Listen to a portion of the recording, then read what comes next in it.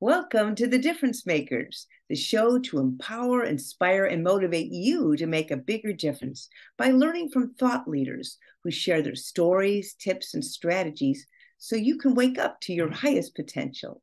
I'm Lynn Sanders, your host, and I'm so excited to have you here today. The topic is especially timely. It's called The Power of Values-Based Leadership. And in this divisive world, now more than ever, do we all need a compass, a set of values, so we can live our lives with more fulfillment. To lead us forward, I'm honored to have our guest, Robert MacPhee. Robert has an impressive set of credentials, and I've personally witnessed the excitement, engagement, and fun from his experiential workshops. Robert is the founder and president of Excellent Decisions and an expert in experiential learning, peak performance, and leadership. Through his unique brand of values-based coaching, consulting, speaking, and facilitation of interactive workshops, Robert helps people and organizations maximize their productivity and satisfaction. And who couldn't benefit from that? Besides that, Robert is an author, former director of training for the Canfield Training Group, and co-founder of the Association of Transformational Leaders. So without further ado, let's welcome Robert MacPhee. Welcome, Robert. Thank you, Lynn. It's good to see you. Great. I love that background. Seeing the word difference makers reminds me that you and I have a kind of a shared vision in all this of making a difference in people's lives. And it's great to see you. Thank you. Yes, I think everyone watching would be attracted to that value of making a difference. And that's why we're here and hopefully they're here. So, I'm sure many people are wondering, how did you ever get involved in this work? Can you give us a little background about your own life?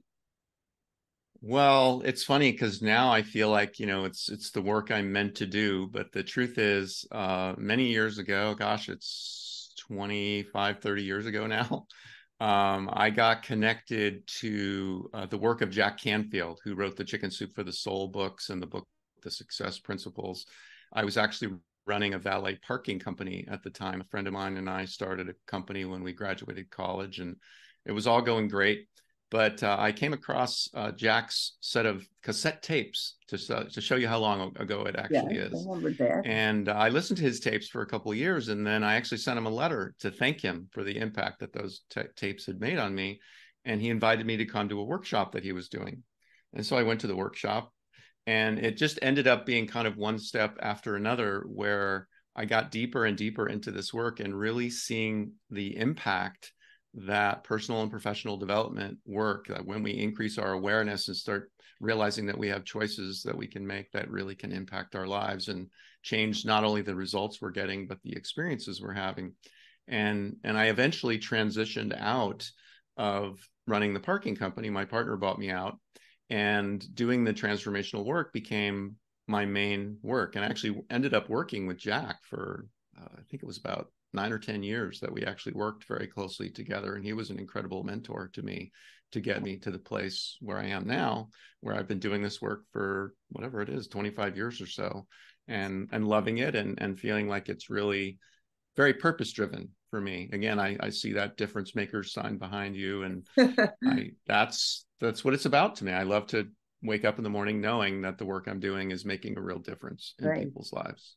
Well, when you were mentioning your background, I just thought to myself, you were getting in alignment with your values by leaving the parking company and working with Jack, right? Because his work was in alignment with what your values are about. Yes, I think that's absolutely true. And at the same time, with the focus, the values-based focus of my work right now, I was also doing what I see a lot of people doing, is that I kind of had a vague sense of my values, and I was kind of learning to trust my intuition a little bit here and a little bit there. But most of the time I was kind of, going through life, taking, try a little bit of this, try a little bit of that, see what works, kind of thing. And part of what I'm trying to help people with now is to make that process much more conscious and intentional and much more direct, rather than kind of meandering in the general direction of what feels like might be my values. Let's get really clear about it. So yeah, I can relate totally to that. I mean, it's easy to live life just going through the motions and not really being clear on values. And I think you had sent me something saying how most people, like 99% of people, don't live according to values, which is shocking to me. Why do you feel it's important for people to clarify their values?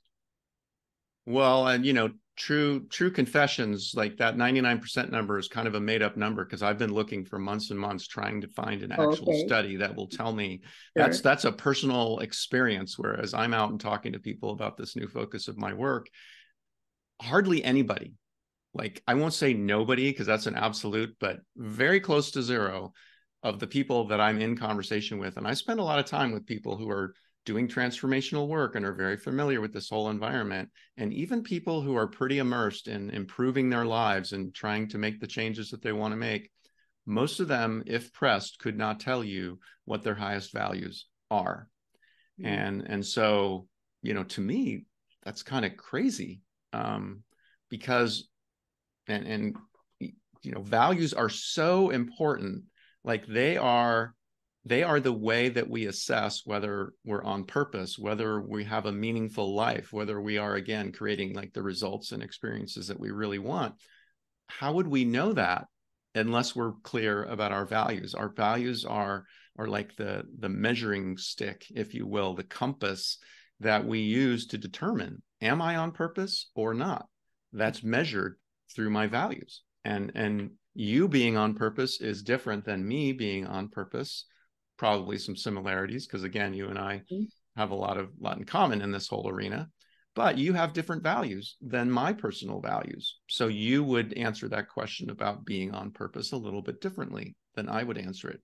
And the truth is, I believe if we're not clear about our values, we really can't answer that question. Like, are we on purpose? Does our life have meaning? Because how would we know? How would we measure it?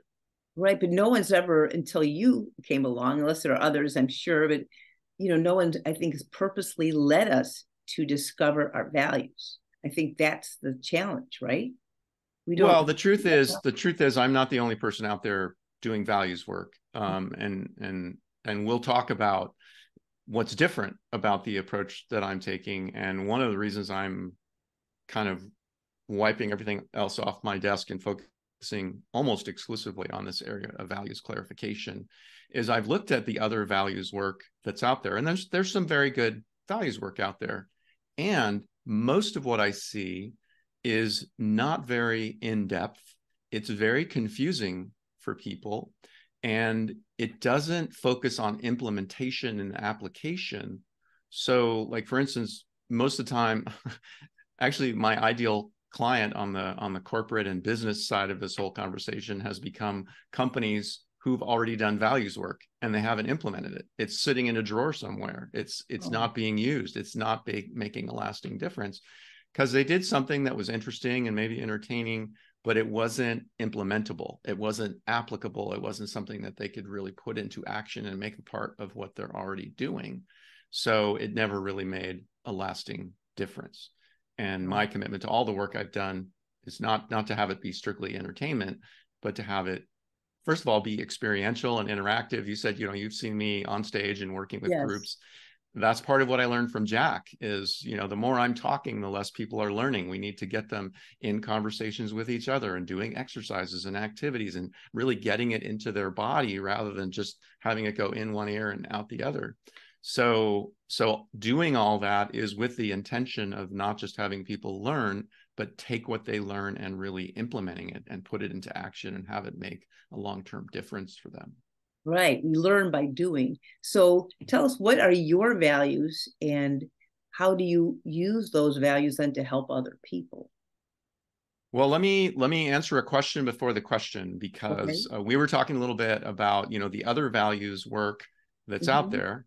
And in my experience, a lot of that values work involves looking at a sheet of paper or maybe a couple of pages of paper that have a long list of all these possible values, and people scan that list and they circle the ones that kind of jump out at them and feel like they're important to them. And then they pick the 5 that are most important, and voila, like that's their highest values. And some people I know are doing more in-depth work than that, but unfortunately, a lot of it doesn't go much deeper than that.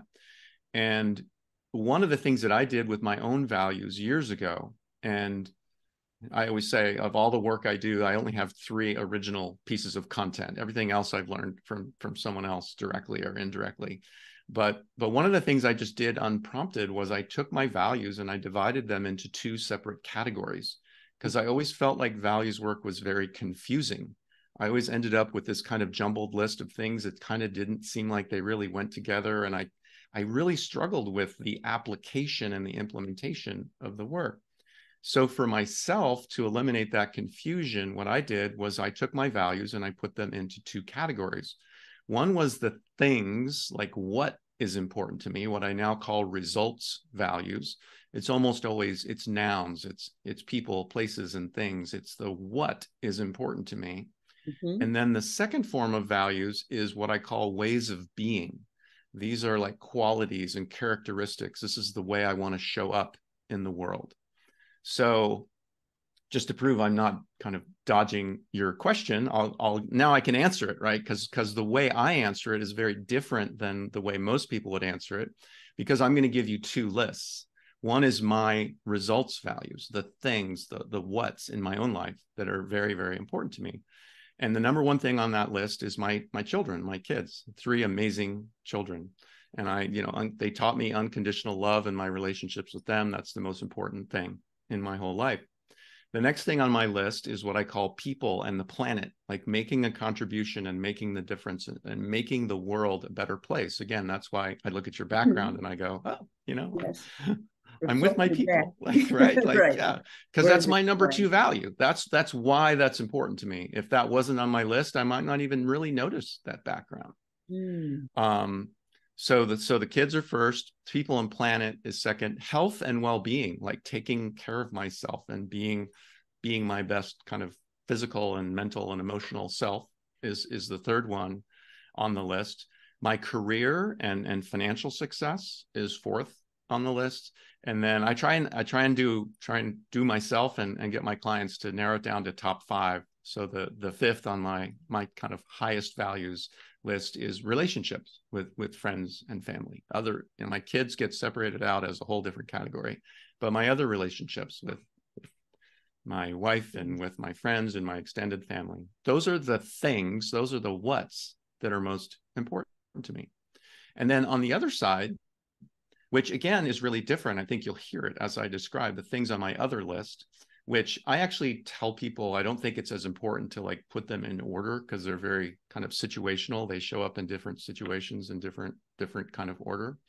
But the 5 characteristics or qualities for me are humility, care, like really genuinely caring for myself and also caring for other people. Awareness is another one. Courage is the fourth one, and kindness is the fifth one. Those are the 5 like ways of being, like how I want to show up in the world.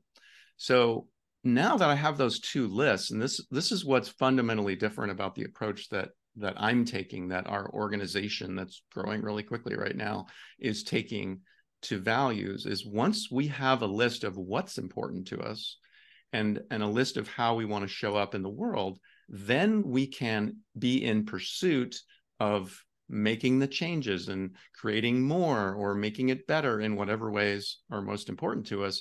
And at the same time, pay attention to how we're doing that. Am I doing that being that kind and caring and humble person that is really important for me to be?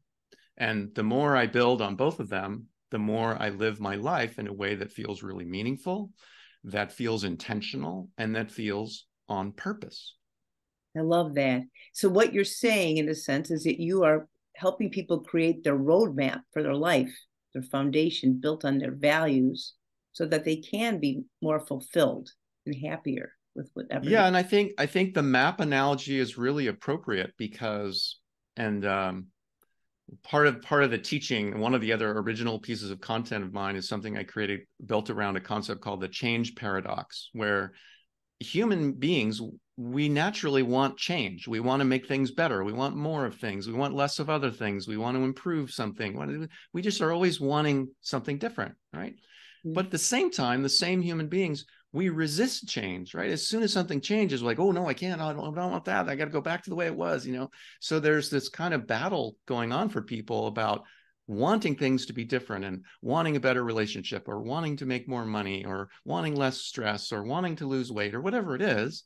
And at the same time, whenever change happens, people push back and they're resistant. And I created a model that helps people understand kind of how that all works and why that happens.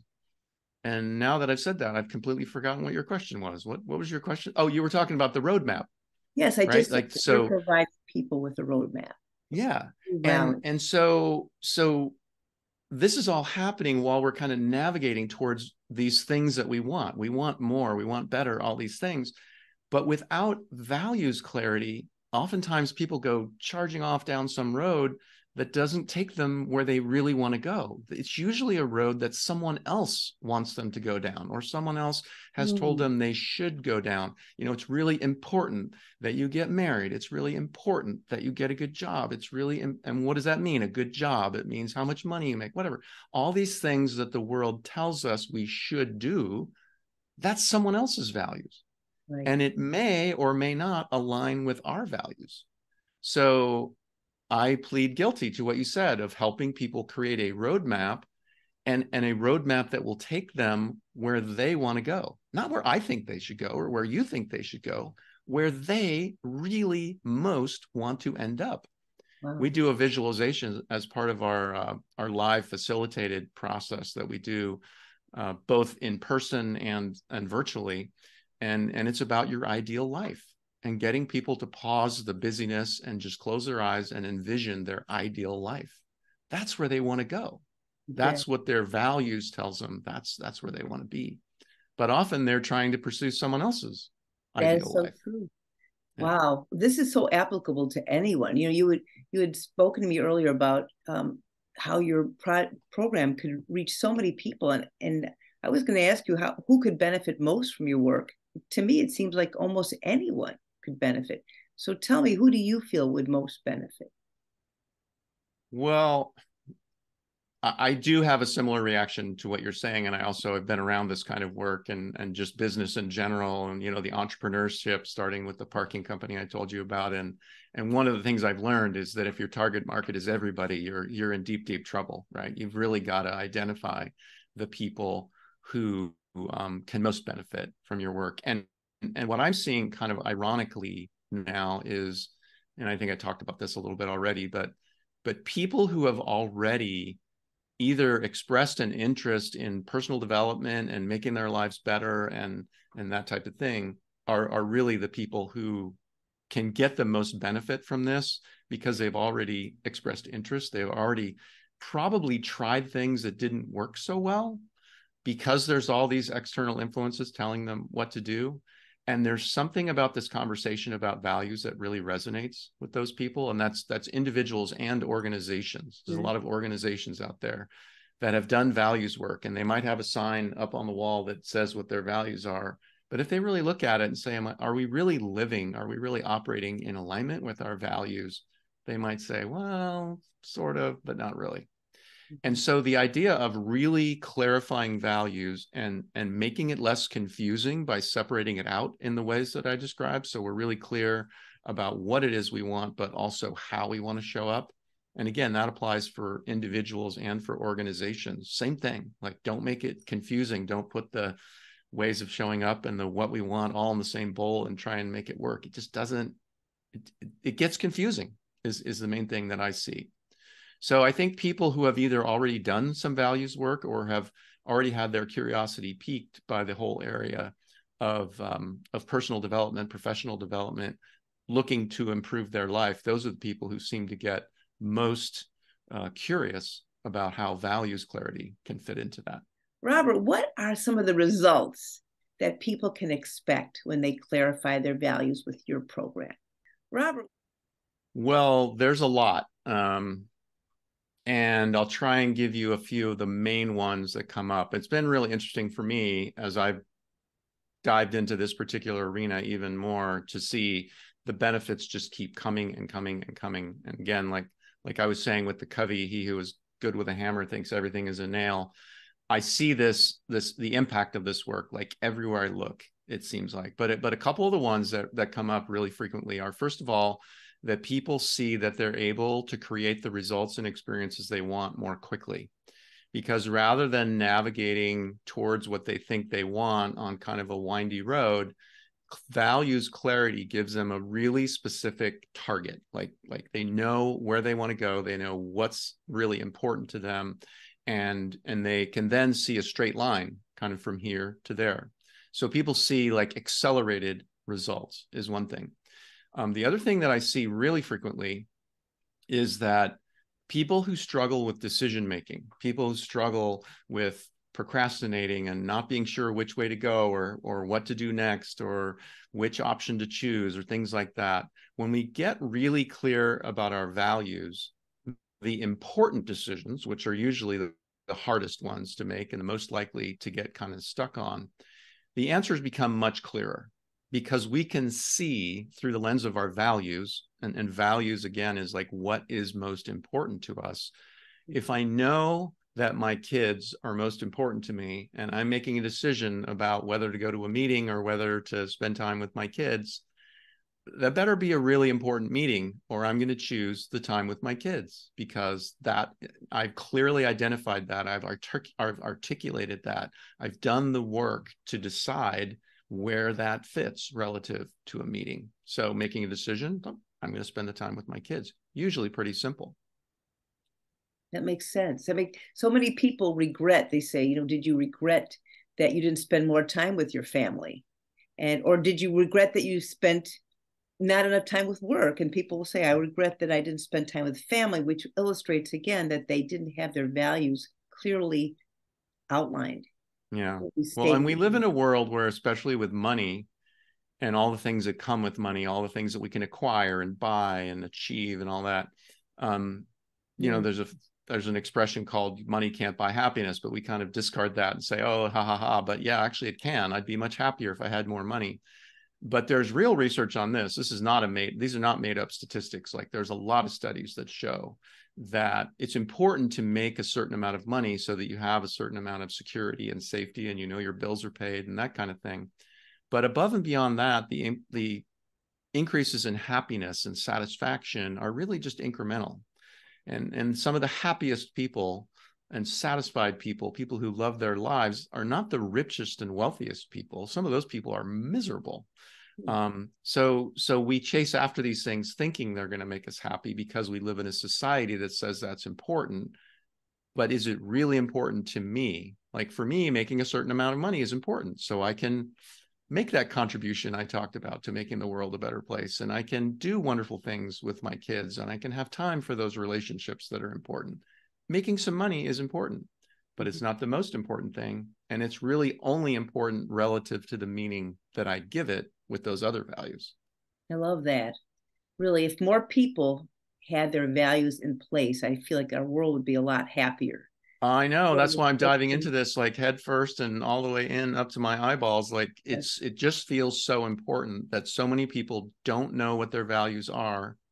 Right. And then when we look at the difference it could make if those people did know their values, that's one of those things for me on that direct road to doing the work that I really want to do and feeling like I'm on purpose. If this strategy for clarifying values by looking at it in two different ways and then bringing those two ways together really can get people to be applying and living their life in alignment with their highest values, it's pretty exciting to think how that can change the world. Right.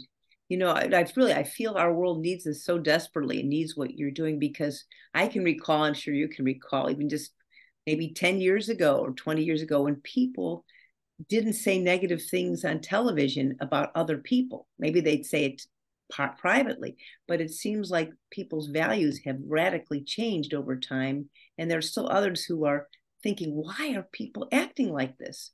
Are they just totally out of sync with their values? Or maybe they have such radically different values that enough people want to hear, negative things. But you're doing something really positive to get people to focus on their greatest values, clarifying them so they can be happier.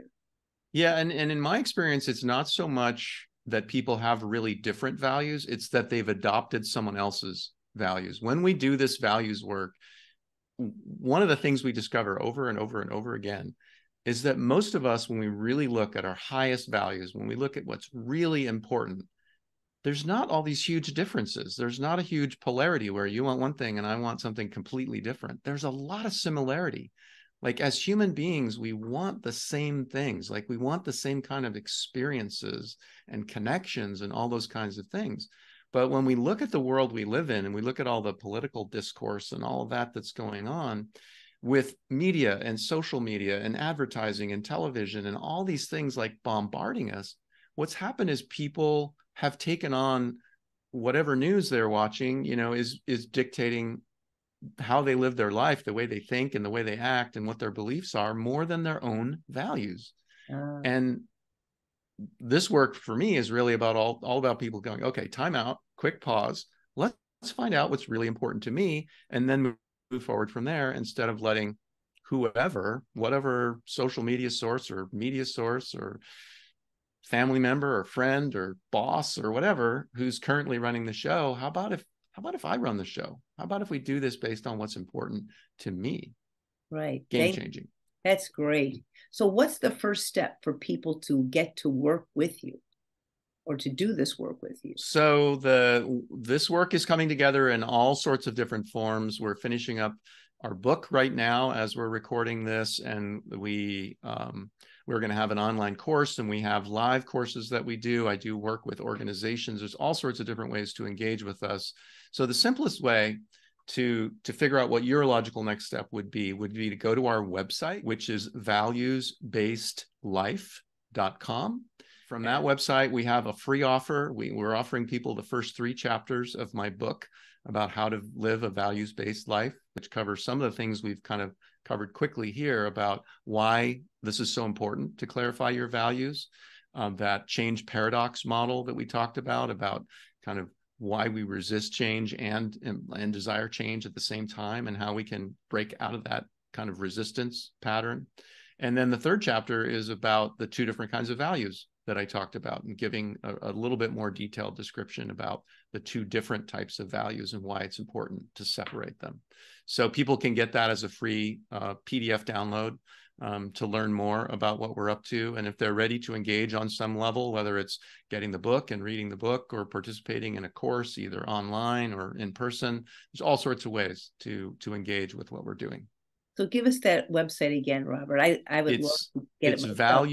valuesbasedlife.com, which I was very surprised was available. Surprised but thrilled that domain name was available. It was waiting for you, Robert. Exactly. It was just waiting for me to come get it. And I want to give a testimonial. I'm an early student of Robert's from his new program, and I thought it was terrific. He was trying out his new focus, I should say, on me, and he has so much to offer. And it's really thought-provoking when you start analyzing yourself instead of just doing actions without thinking about your values first. So I'm sure that gift will be very helpful. As I mentioned to you earlier, I always like to ask my guests, what's a final message that you would like people to remember? What would you like people to remember? I think what we were just talking about a little bit ago about how there's a distinction between whether we're living our life in alignment with our own values or not. And if we're not, the truth is we're living our life in alignment with someone's values, someone else's values. And just to really be aware of the power in that distinction, and consider what it would mean to your life if you really did live life, if you had real clarity about your own values, what is most important to you, and if the decisions you were making, the actions you were taking, the way you were showing up every single day was driven by a conscious choice about what's important to you rather than what everyone else wants from us. I mean, there's just so much in our life trying to push us in all these different directions and trying to make everyone happy and do the right thing and what we should do and what we have to do. And when we pause and clarify our values and let what's most important to us be the primary driver, then it's just a 180-degree shift in life, and things get easier. There's more of a sense of meaning and purpose in our lives. And the two words that I use more than anything else to describe the results that I want to create are, number one, productivity. Like, we want to get things done, right? Like, we want to be out there and fully engaged in the world and really making things happen. So values clarity leads to more productivity, just getting important things done, important according to us. And the second one is satisfaction. You know, to go to bed at the end of the day, to finish up your week, to whatever, be on vacation and pondering your life and just feeling satisfied, you know, like that's what I want. That's one of those words that describes the experience I want to be having. Just nothing's ever perfect. There's always more work to do and all that, but I'm really satisfied. I feel like I'm really doing what I'm here to do. That's the experience I want to help create for people. So remember, I'm going to repeat that. It's important to clarify your values for more productivity and ultimately more satisfaction in life. So we all can be living a more fulfilled, happy life, and then send that out into the world, right? Right. Positive energy. I love that. Well, you are making a huge difference, Robert. I'm very honored and grateful that you took the time to be here. I want everyone to check out Robert's offer, the first 3 chapters of his new book, Values-Based Life.com. And I just want you all to remember that we all make a difference, and you just get to choose what kind of difference you want to make. Thank you for listening, and please come back again soon. And thank you for making a difference wherever you go. All the best.